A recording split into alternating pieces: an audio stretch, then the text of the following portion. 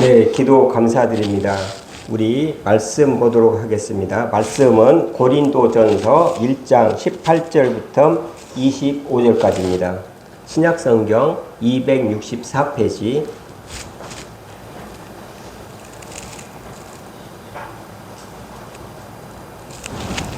고린도전서 1장 18절부터 보도록 하겠습니다. 다 찾으신 줄 믿고 우리 교독하도록 하겠습니다. 십자가의 도가 멸망하는 자들에게는 미련한 것이요 구원을 받는 우리에게는 하나님의 능력이라.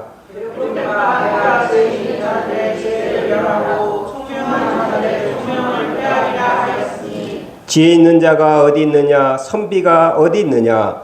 이 세대의 변론가가 어디 있느냐? 하나님께서 이 세상의 지혜를 미련하게 하신 것이 아니냐? 하나님이 지혜가 있어서 이 세상의 자기 지혜로 하나님을 알지 못하므로 하나님께서 저희를 위하여서 있는 자들을 원하시게 하셨습니다. 유대인은 표적을 구하고 헬라인은 지혜를 찾으나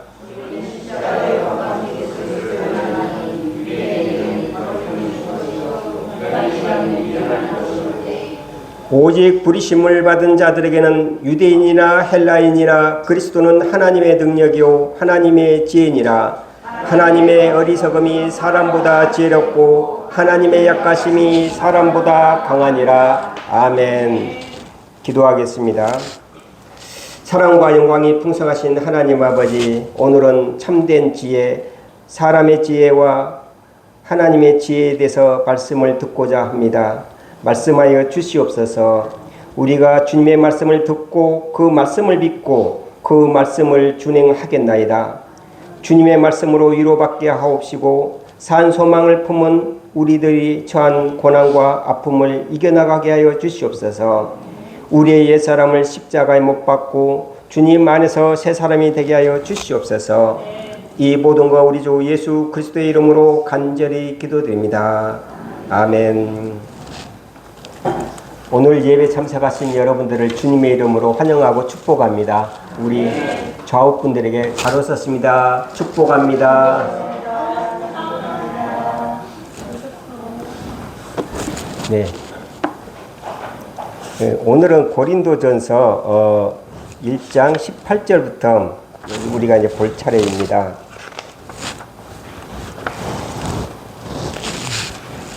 우리나라 속담에 자라 보고 놀란 가슴 소뚜껑을 보고 놀란다라는 속담이 있습니다. 여기 이제 연세 드신 분들은 다 자라를 알 겁니다. 자라가 거북이하고 비슷하게 사는데 자라는 민물에서 살죠. 그래서 저는 어렸을 때 시골에서 살았기 때문에 이렇게 몇감으로 간다고 그랬죠. 이렇게 더운 날은 이제 냇가에 가서 물놀이를 하는데 거기를 가다 보면 꼭 자라가 이제 더워서 그런지 이렇게 몸을 식히려고 바위 위에 딱 올라 있다가 우리들이 가면 쏙 밑으로 들어가고 이제 그런 것을 많이 봤던 기억이 있습니다. 아무튼 자라보고 놀란 가슴 소뚜껑을 보고 놀란다. 그럼 자라의 그 등이 그 소뚜껑하고 비슷하게 생겨서 그게 이제 의식이 됐겠죠. 그래서 그게 이제 트라우마인 거죠. 자라를 보고 놀랬던 것은 자라가 아닌데도 불구하고 그 소뚜껑, 자라하고 비슷한 것만 보면은 놀란다는 이야기예요. 그것은 우리의 기억은 점차 이미지로 많이 기억이 되고 있는 것 같아요. 누가 무슨 말을 했다 또는 어떤 사건이 있다 그러면 그 사건 전체를 우리가 다 기억하고 있는 건 아니잖아요. 똑같은 사건을 겪어도 그 겪은 사람들 이야기를 들어보면 조금씩 다 달라요. 왜냐하면 기억이라는 것은 잊혀지거든요. 그런데 문제는 그게 전부 다 잊혀지는 거냐? 잊혀지지 않고 이렇게 이미지로 기억이 되기 시작합니다. 그리고 그 이미지도 희미해지는데 문제는 잊혀지지 않고 무의식 속에 우리의 이미지가 들어가 있다는 거죠.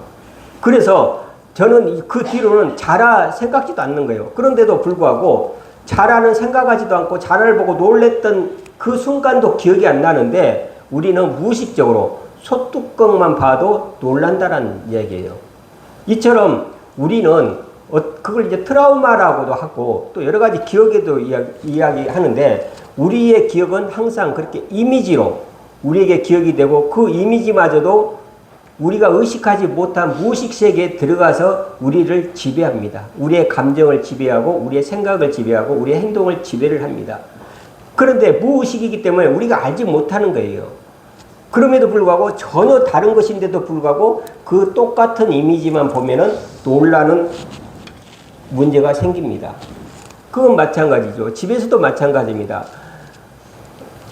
상담을 해보면 부모는 그 자녀를 되게 예뻐했다고 그래요. 그런데 자녀는 그 부모를 되게 무서워하는 거예요. 그러면 어떻게 됩니까? 어렸을 때 어느 한순간에 부모가 무섭게 했던 것이 그건 이제 잊혀지고 그 무의식 속에 들어가가지고 무서운 것만 생각이 나는 거예요. 그 비슷한 상황에 들어가면은 놀라게만 한다라는 거죠. 그래서 실제가 아닌 것을 실제로 받아들인다. 그렇잖아요. 소뚜껑은 등이 아니에요. 분명히 그것은 우리가 인식을 할 수가 있어요. 그리고 그걸 알아요. 이성적으로는 아는데 어떻게 됩니까? 내 감정에서는 놀란 마음만 생기기 시작한다는 거죠. 그런 이미지에서 우리 성도들은 천사, 그러면 여러분들 천사, 그러면 어떤 이미지가 생각이 납니까? 이미지가 생각이 날 거예요. 그 이미지가 어디에서 비롯된 것인지는 제가 알 수가 없어요. 그렇지만 여러분들 천사 그러면 다 어떤 상상을 하게 될 겁니다. 천사 그러면 떠오르는 상상들이 있을 거예요. 근데 그 상상이 여러분들이 다 똑같은 상상을 하고 있다라고 생각하지는 않습니다. 왜냐하면 그 이미지를 받아들였던 그 순간들, 그 내용들이 그 시기나 또는 그 형태들이 다 다르기 때문에 그렇습니다. 그래서 우리는 똑같은 천사란 말을 써도 내 속에 있는 천사의 이미지하고는 전혀 다르다는 거죠. 또 사탄도 마찬가지입니다. 사탄 그러면 여러분들 어떤 이미지가 떠오릅니까? 아마 다들 떠오르는 이미지들이 있을 겁니다. 그런데 그 떠오르는 이미지는 다 똑같지 않습니다. 그러면 우리가 한 번도 본 적이 없는 천사나 사탄 이거 떠나서 여러분들 사기꾼 그러면 어떤 이미지가 다 떠오를 겁니다. 그렇잖아요? 그런데 그 사기꾼의 그 이미지는 대개 어디서 많이 형성이 됐을까요? 내가 당했던 사람의 얼굴이 떠오를 수도 있고 사기를 한 번도 안 당해본 사람은 텔레비전에서 나오는 사기꾼들, 전형적인 사기꾼들의 모습을 떠올리기도 할 겁니다. 그래서 천사가 우리가 흔히 떠오르는 이미지는 뭡니까? 뒤에 날개가 달려있고 그렇죠? 하얀 가운을 입고 예쁜 여자의 모습으로 이렇게 또 막대기 하나 들고 나오면은 더 어울리겠죠? 그런 이미지가 쉽게 떠올립니다. 그러면 그 이미지는 어디서 왔습니까? 여러분들 그런 이미지의 천사를 본 적이 있습니까? 없잖아요.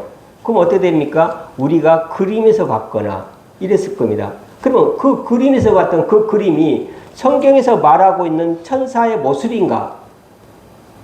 그건 알 수가 없잖아요. 천사는 여러 가지 형태로 우리에게 성경에서는 이야기를 하고 있습니다. 마찬가지로 하나님의 이미지도 마찬가지입니다. 하나님, 그러면 여러분들이 어떤 이미지를 가지고 계십니까? 대체적으로 하나님, 아버지, 그래서 대체적으로 아버지의 모습이 하나님의 이미지로 다가온다라는 이야기가 다수입니다. 그런데 우리가 하나님을 부르실 때 우리가 전능하사 천지를 만드신 하나님 아버지, 우리가 조금 전에 사도신경을 이렇게 고백했잖아요. 그럴 때 신앙 고백을 했을 때 거기에 나오는 전능하사 천지를 만드신 하나님 아버지라는 이미지가 우리에게 딱 들어와 있습니다. 전능하고 그러면 뭡니까? 힘이 세고 모든 것을 다 하고 모든 것들을 다 해치우는 그런 절대적인 힘을 가지고 있는 그런 전능자의 이미지입니다. 또 아버지의 이미지가 또 있을 겁니다. 그런데 간혹 가다가 정말 하나님이 전능한가? 라는 생각을 우리가 할 수밖에 없습니다. 왜냐하면 내가 기도를 그렇게 했어요. 그리고 하나님하고 나하고 통한다고 생각을 했어요. 그런데 왜 하나님은 들어주지 않지? 하나님이 힘이 없는가? 이런 생각을 할 수도 있습니다. 하나님의 능력, 그러면 모든 것들을 다 해치울 수 있는 그런 능력이 있는데 왜 이것을 해결해 주지 못할까? 라는 서운함이 우리 마음 가운데도 있습니다. 우리는 분명하게 우리가 어렸을 때 아버지의 이미지가 뭐라고 그랬습니까? 모든 것을 다 해주잖아요. 모든 것들을 다 막아주잖아요. 정말 어린아이의 눈에서 보면은 아버지는 그야말로 전능자고 나의 모든 것들을 해결해주고 나의 모든 고통을 다 없애줄 수 있는, 나를 보호해줄 수 있는 그런 이미지로 가지고 있는데 하나님은 왜 나에게 응답해주지 않는가? 이런 의문을 할 때가 많이 있습니다. 그런 이미지는 쉽게 변하지를 않죠. 그래서 하나님 아버지는 전능하시고 모든 것을 다 해결해 주시고 그러는데 왜 하나님은 십자가에 그렇게 허무하게 돌아가셨을까? 전능하시면 십자가를 떨치고 일어나가고 이 세상의 사탄을 다 한꺼번에 멸하시고 우뚝 서서 승리의 노래를 불러야 될 하나님께서 왜 십자가에 못 박혀 돌아가셨는가? 이게 우리의 고민인 겁니다. 그런데 이런 것들이 그 이전에는 그냥 말로만 했어요. 말로만 했는데 왜냐하면 전능하신 하나님의 이미지가 너무 강하게 있기 때문에 그랬던 거죠. 그런데 그것을 우리는 신학적인 용어로 영광의 신학, 모든 것들을 멸하시고 승리자의 하나님으로만 기억하고 있는 것을 우리는 영광의 신학이라고 합니다. 그런데 2차 세계대전이 일어났어요. 그리고 많은 유대인들이 죽었어요. 그럴 때 그렇게 기도하고 하나님 하나님 불렀는데 그 하나님은 어디 계셨는가? 우리에게 믿는 많은 사람들이 고통을 당하고 죽고 그 가운데서 하나님은 도대체 뭘 하고 계시는 건가? 그 말은 동일하게 지금 여러분들에게도 해당이 됩니다. 내가 이렇게 고통받고 이렇게 비대서 허덕이고 또 아픔에서 허덕이고 있는데 내가 이렇게 기도도 열심히 하고 열심히 교회도 다니는데 나의 하나님은 지금 어디서 뭘 하고 계시는 건가? 왜 나의 기도를 들어주지 않는가? 이런 의문이 우리에게는 지워지지 않습니다. 그래서 그것을 우리는 십자가의 신학이라고 합니다.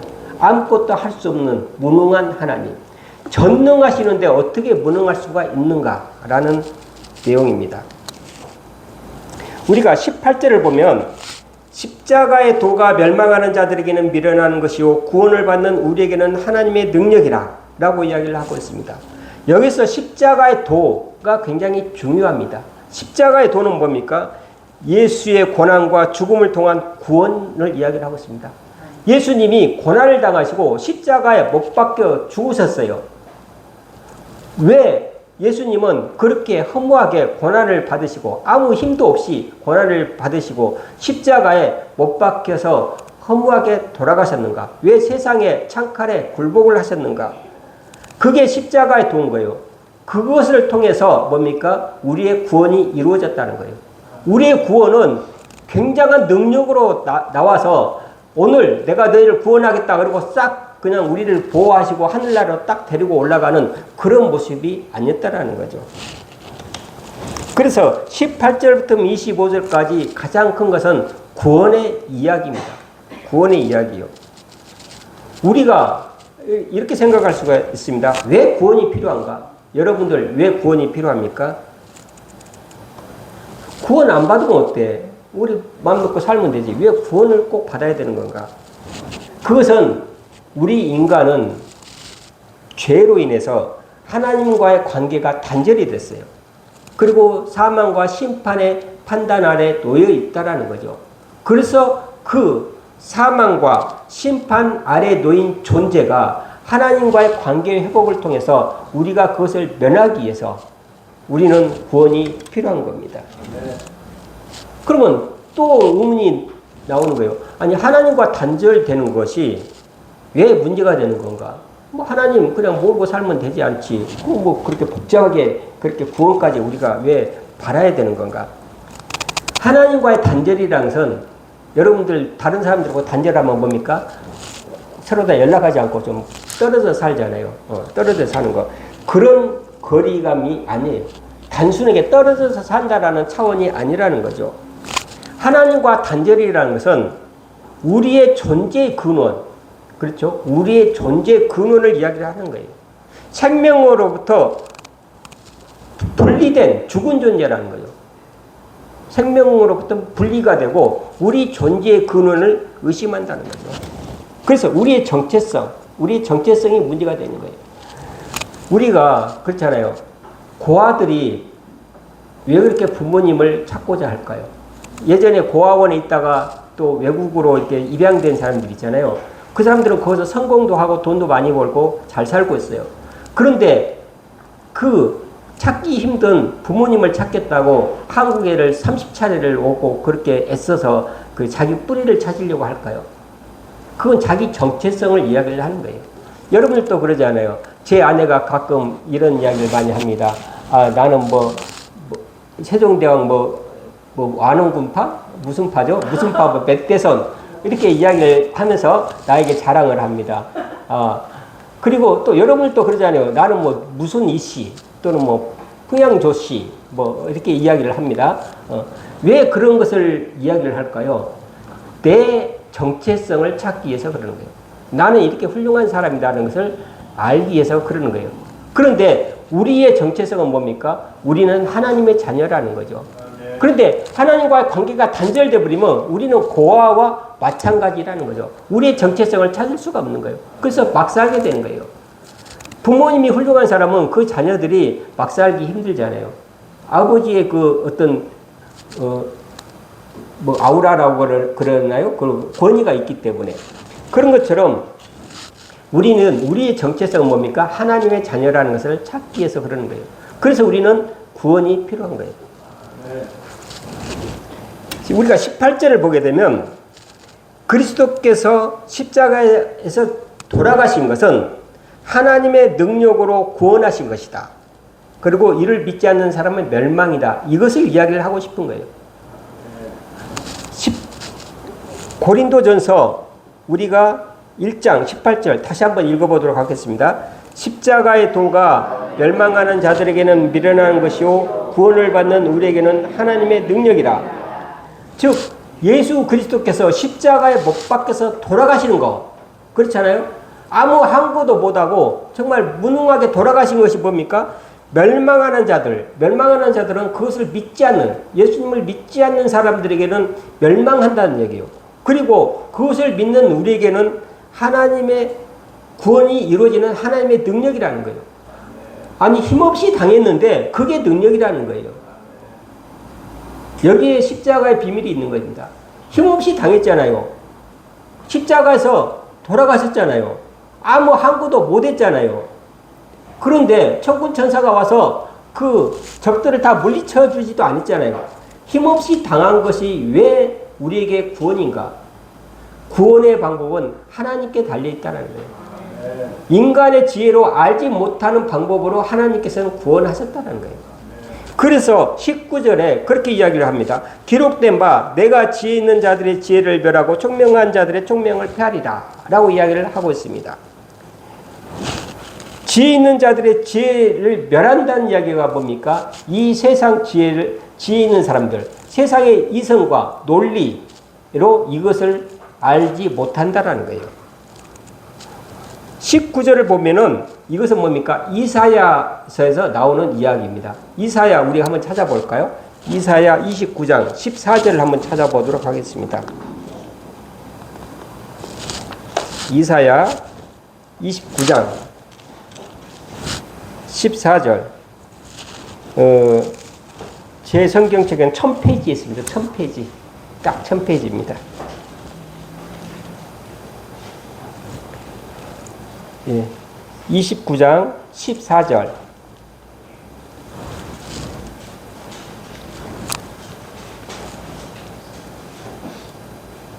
자, 다 같이 한번 읽어보도록 하겠습니다. 그러므로 내가 이 백성 중에 기이한 일, 곧 기이하고 가장 기이한 일을 다시 행하리니 그들 중에서 지혜자의 지혜가 없어지고 명철자의 총명이 가려지리라. 그렇죠. 가장 기이한 일을 하는데 이것은 인간의 논리와 인간의 이성으로 알 수 없는 방법으로 하겠다는 이야기예요. 그래서 하나님의 능력은 어디에서 오는 건가? 우리가 생각하고 있는 그런 능력이 아니란 이야기예요. 우리가 생각할 수 없는 특별한 능력, 그것이 바로 하나님의 능력이에요. 단순한 지식으로 우리는 알 수 없다라는 거죠. 그 하나님의 능력이 어디서 나타나는가? 우리의 삶에서 나타납니다. 19절 여기서 문제가 되는 것은 왜 이렇게 하나님께서 우리에게 고난이 있을 때 짠 하고 나타나지 않으셨는가? 그리고 유대인들은 왜 이것들을 이해를 하지 못했는가? 그것은 19절을 아까 우리도 이사야에서 읽어봤던 것처럼 이사야에서 앞으로 다가올 메시아에 대해서 예언한 것이 성취되었다는 것을 말해주는 겁니다. 근데 그때는 이사야에서 뭐라고 이야기를 했습니까? 너희들의 논리와 너희들의 지혜로 알지 못하는 방법으로 하나님의 구원은 이루어질 것이다 라는 것을 예언한 거예요. 그래서 그 방법이 십자가의 도라는 거죠. 그리고 유대인들은 메시아에 대해서 잘못된 기대를 가지고 있는 거죠. 그러니까 메시아, 곧 그리스도가 오는데 그 그리스도는 어떻게 올 것이라고 유대인들은 믿고 있었는가? 먼저 정치적인 해방자로 왔습니다. 즉 그때는 로마 시대의 지배를 받고 있었거든요. 그래서 그 메시아는 우리를 로마로부터 구해줄 것이다 라는 믿음이 있었어요. 그 믿음이 있었고 그 다음에 권능 있는, 그래서 와서 그냥 모든 천군 천사를 동원을 해서 우리를 구원해 줄 것이다. 구약에도 그런 사례들이 많이 있잖아요. 뭐 모세가 출애굽을 할 때 홍해바다가 갈라지듯이 이런 것들이 연습이 돼 있다는 거죠. 그런 이미지가 남아 있는 거예요. 그래서 앞으로 올 그리스도도 그럴 것이다 라고 이야기를 하고 있습니다. 그렇게 믿고 있었는데 뭡니까? 그렇지 않았다라는 거죠. 영광의 메시아만 원하고 고난받는 메시아는 생각지도 못했다는 거죠. 왜? 영광의 하나님인데 영광의 하나님이 어떻게 고난받을 수가 있는 건가? 그리고 또 그들은 율법과 제사로 인해서 자기의 행위로 해서 의로움을 얻는다라는 생각들이 있어요. 이런 것들 때문에 실제로 메시아가 왔는데 알아보지 못했다라는 거죠. 즉 아까 처음에 이야기했던 것처럼 자라를 보고 놀란 가슴 소뚜껑을 보고 놀란다고 그랬어요. 그러면 자라하고 소뚜껑하고는 전혀 달라요. 다른데 그 이미지가 있기 때문에 새로운 것이 와도 그것을 받아들일 수가 없었다라는 얘기예요. 우리들 마음 가운데도 이렇습니다. 신앙 문제만 그런 게 아니라 일상생활에서도 그렇습니다. 분명히 이것과 이건 달라요. 그런데 뭡니까? 이걸 했기 때문에 이것도 이럴 것이다 라고 우리가 짐작을 해버리는 거예요. 그리고 그렇게 믿어버리는 거예요. 그렇게 해석을 해버리는 거예요. 그래서 항상 이렇게 가족 상담을 하다 보면 제일 큰 문제가 뭡니까? 너 맨날 그래. 맨날 그래. 당신은 왜 맨날 그래? 이 말이 굉장히 안 좋은 이야기죠. 이게 굉장히 치명적인 이야기예요. 그런 말 해서는 안 돼요. 옛날에 그랬어도 지금은 달라지게 이야기를 할 수가 있잖아요. 그런데 뭡니까? 나는 옛날에 그 기억만 가지고 지금 하고 있는 행위를 판단을 하고 있다는 거예요. 그렇기 때문에 그 행위에 대해서만 이야기를 해야 되는데 그 존재 자체를 갖다가 우리가 부정하기 시작을 합니다. 그래서 되겠습니까? 바뀌었는데, 이제는 바뀌었는데 아직도 옛날 생각을 가지고 재단을 하게 됩니다. 그래서 물론 예전에 그랬는데 보니까 지금도 그런 것 같아. 그런데 왜 자신을 합니까? 미래도 그럴 것 같다라는 생각 때문에 우리가 옛날 이야기를 하면서 비난을 하게 되잖아요. 근데 이제 그렇지 않다라는 거죠. 이제 바뀌었다는 얘기예요. 그래서 우리는 항상 뭡니까? 바뀌어야 되고 그 바뀐 것을 받아들일 준비를 해야 됩니다. 바뀌었어요. 과거의 나와 지금의 나가 바뀌었어요. 그런데 계속해서 주위에서 옛날의 나로 재단을 하고 그대로 믿어주는 거예요. 그러면 어떻게 됩니까? 내가 바뀌어서도 절망감을 느낄 수밖에 없잖아요. 아내가 바뀌었어요. 그런데 그것을 받아들이지를 못하는 거예요. 예전에 그랬으니까 지금도 그럴 것이다. 또 남편이 바뀌었어요. 그런데 옛날에 그랬으니까 지금도 그럴 것이다. 이렇게 우리가 믿어버리는 거예요. 20절을 한번 읽어보도록 하겠습니다. 다 같이 읽어보도록 하겠습니다. 지혜 있는 자가 어디 있느냐? 선비가 어디 있느냐? 이 세대의 변론가가 어디 있느냐? 하나님께서 이 세상의 지혜를 미련하게 하신 것이 아니냐라고 이야기를 합니다. 여기서 지혜는 소피스트, 헬라어로 소피스트입니다. 그리고 뭡니까? 이 지혜라는 것은 그 당시에 굉장히 철학가들을 이야기를 합니다. 그 철학가들이 어떻게 합니까? 철학가들이 그 말로 어떤 논리로 이야기를 하는 사람들이에요. 그래서 여기는 지혜 있는 자라고 이야기를 합니다. 그래서 그 헬라어 원문을 보면 이거 소피스트로 나옵니다. 소피스트. 두 번째로 선비가 어디 있느냐. 이 선비는 서기관을 이야기를 합니다. 서기관들. 그 당시에 있던 서기관들. 그리고 이 시대의 변론가가 어디 있느냐. 이것은 정치하는 사람들을 이야기를 합니다. 이렇게 모든 사람들, 세상의 모든 사람들의 지혜를 합해도 그 사람들이 어디가 있느냐. 하나님께서 이 세상의 지혜를 미련하게 하신 것이 아니냐. 그 사람들의 지혜를 뛰어넘어서 하나님께서는 구원을 이루셨다라는 거예요. 여기서는 이 구절이 굉장히 오해를 많이 불러일으키고 있습니다. 즉 이것을 읽은 사람들은 어떻게 하는가? 이 세상의 지혜는 다 필요가 없다. 더 나아가서 그렇기 때문에 우리는 학교 보낼 필요도 없다. 와서 우리 공동체에 와서 하나님의 말씀만 들으면은 이 세상의 지혜를 이길 수 있다. 이렇게까지 발전을 해버립니다. 이것은 굉장히 잘못된 거예요. 여기서 말하는 것은 뭡니까? 구원에 관한 것에서 이야기를 하는 거예요. 18절에 뭡니까? 제가 이게 중요하다고 했죠. 십자가의 도, 이것에 대해서 이야기를 하는 거예요. 이 세상의 지혜나 이 세상의 지식이 필요 없다는 이야기가 아니에요. 십자가의 도는 십자가, 우리를 구원하는 방법론을 이야기를 하는 거예요.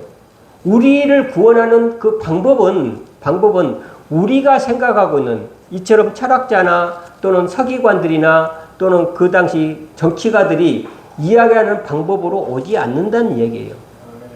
근데 이것을 오해를 해서 이 세상의 지혜는 필요 없다라고 이야기를 해버릴 때 우리는 굉장히 큰 오류를 범할 수밖에 없습니다. 그렇지 않아요. 세상의 지혜가 필요한 거예요. 이 세상의 지혜도 하나님이 주신 거예요.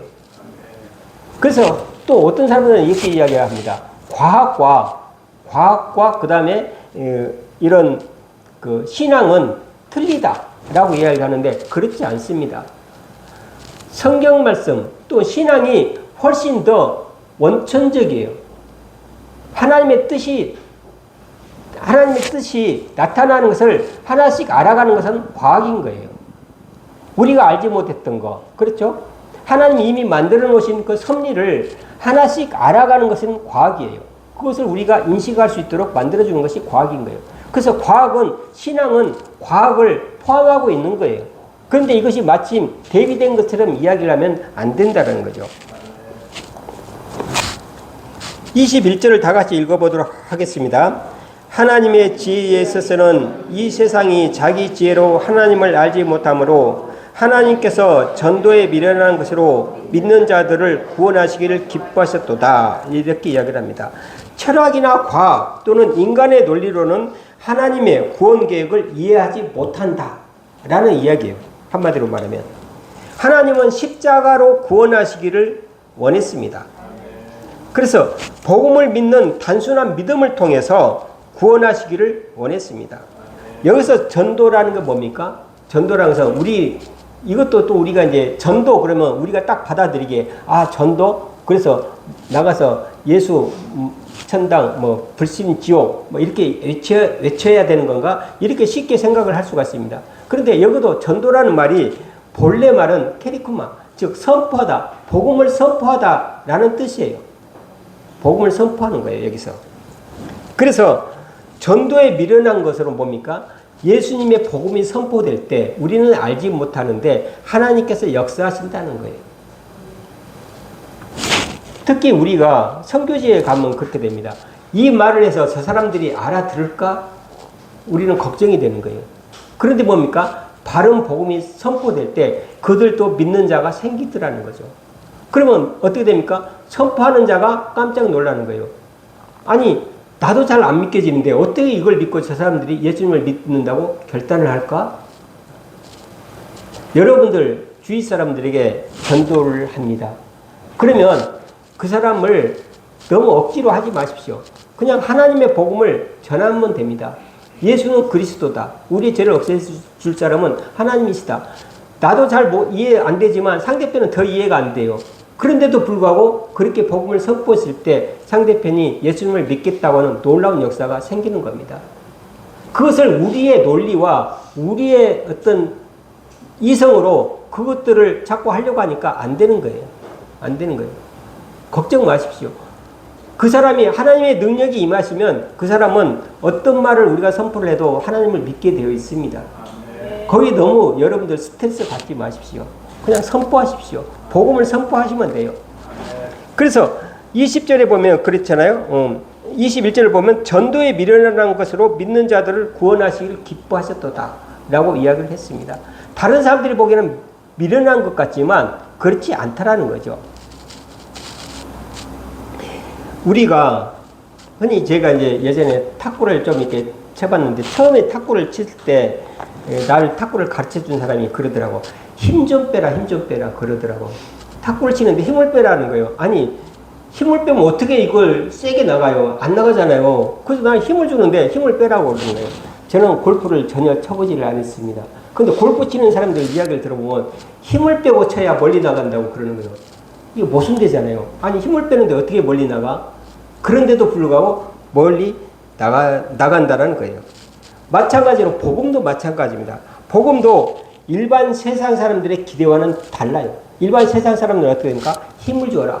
탁구를 치는데 힘을 줘라. 이렇게 이야기를 하는 거예요. 그런데 진짜 고수는 뭡니까? 힘을 빼라는 거예요.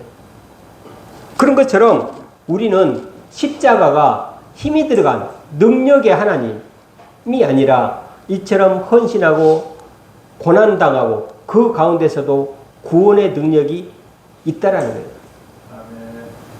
자녀들도 마찬가지입니다. 자녀들 키울 때도 강압하고 이렇게 저렇게 그리고 너 뭐 필요해? 내가 밀어줄게. 그리고 돈 탁탁 밀어주고 그랬을 때 자녀를 사랑을 주는 겁니까?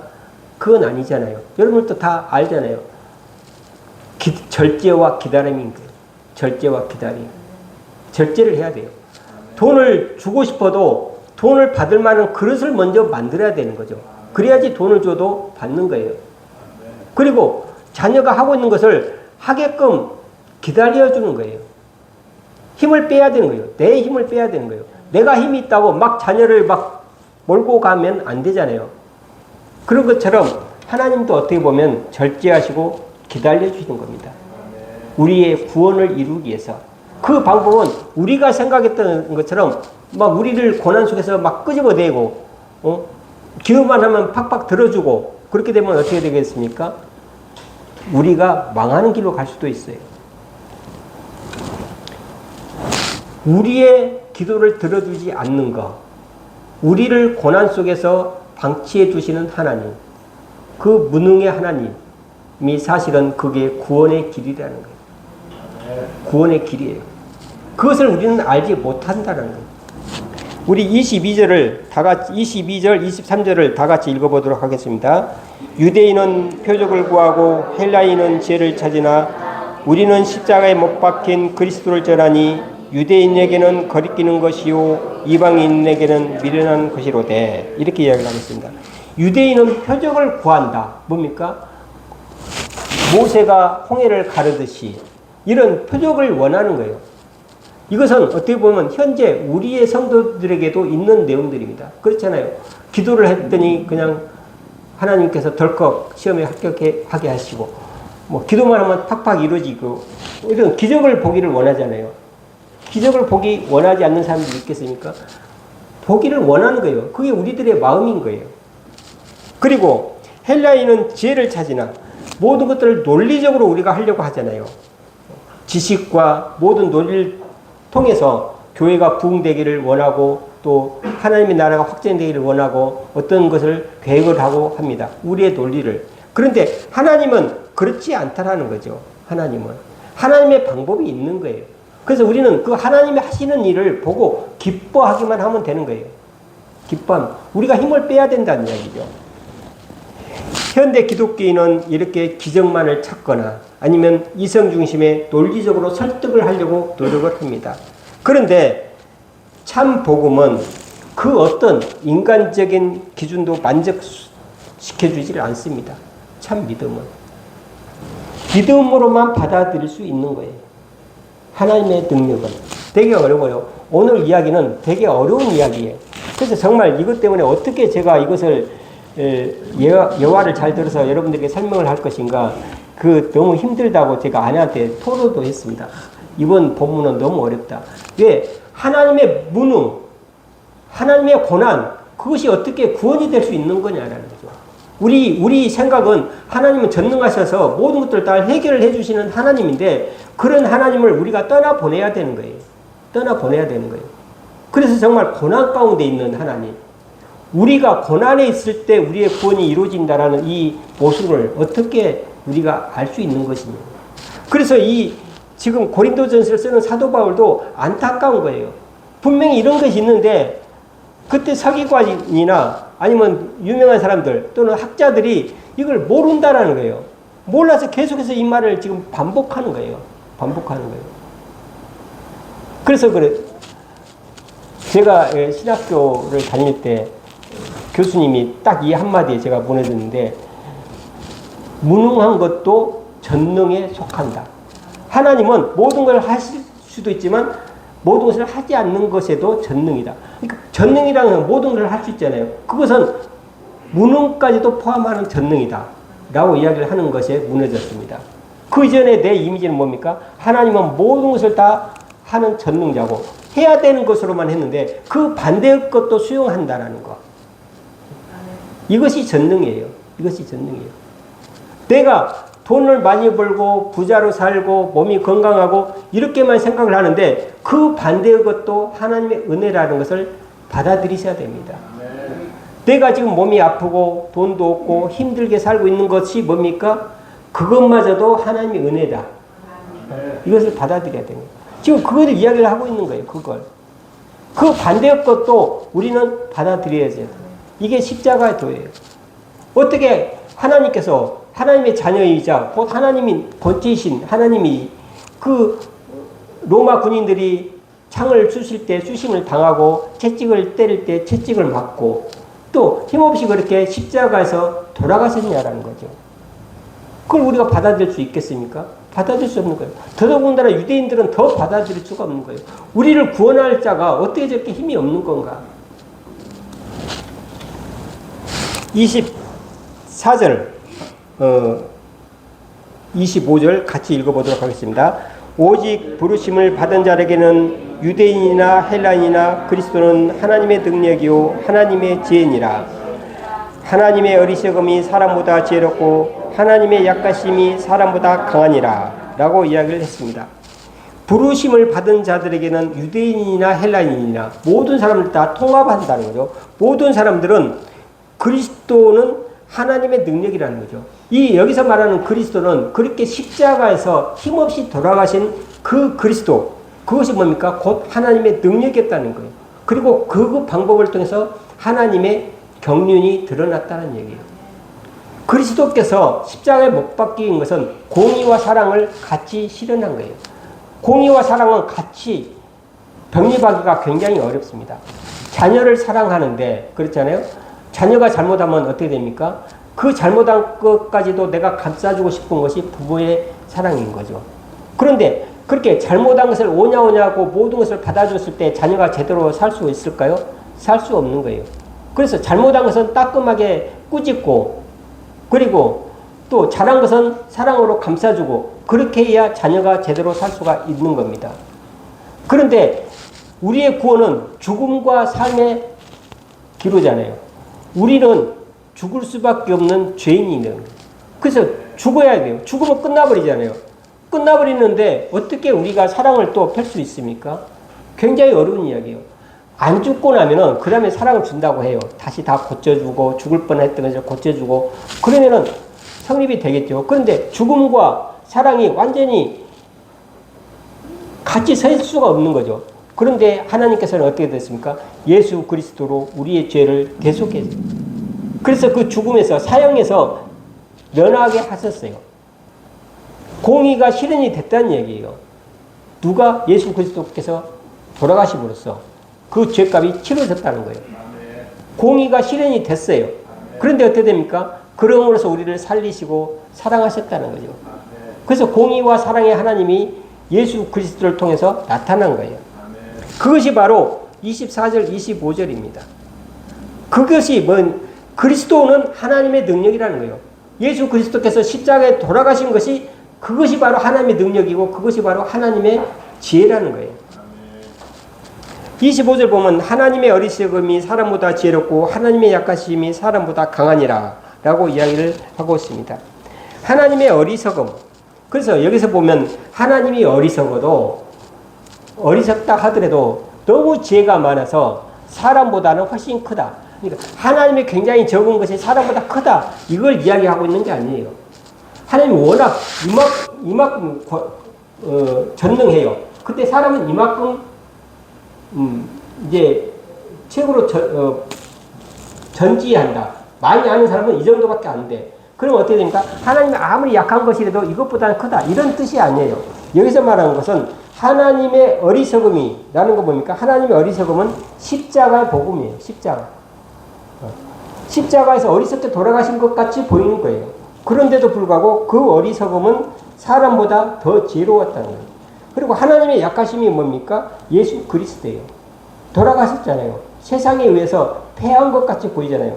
그런데 사람보다 더 강하니라 라고 이야기를 하고 있습니다. 하나님의 영광은 고난받은 자, 버림받은 자, 죄인의 모습에서 드러납니다. 높고 힘있고 권력있고 여기서 하나님의 영광이 드러나는 게 아니에요. 십자가는 뭡니까? 죄인들이 달리는 그런 십자가인 거예요. 거기서 하나님의 영광이 드러났다는 얘기예요. 하나님의 무능은 정말 무능하다는 뜻이 아닙니다. 오히려 하나님은 능력을 포기하고 사랑을 선택하신 겁니다. 나의 능력을, 나의 힘을 뺐다는 얘기예요. 나의 힘을 뺐다는 얘기예요. 자녀들에게도 부모는 그렇게 해야 됩니다. 부모의 힘을 빼십시오. 그래야 자녀가 큽니다. 부모가 힘을 빼야 돼요. 하나님은 우리를 억지로 회개하지 않습니다. 그리고 때로는 침묵하시는 것 같고 내 삶에 도대체 간섭을 해주지 않는 것 같지만 사실은 끊임없이 하나님은 우리를 지켜보고 계시고 기다리고 계십니다. 무능은 무능이 아니라 사랑의 절제요 기다림으로써 그 능력이 나타나는 겁니다. 지금 당장 하나님이 내 삶에 간섭을 하지 않는다고 해서 여러분들 실망하지 마십시오. 하나님은 그 기다림으로 여러분들을 기다리고 계십니다. 여러분들 구원을 향해서 하나님은 지금도 노력하고 계십니다. 저는 고난에 처했고 지금도 힘들게 살고 계시는 여러분들 이런 하나님의 놀라운 역사가 있기를 주님의 이름으로 축원합니다. 기도하겠습니다.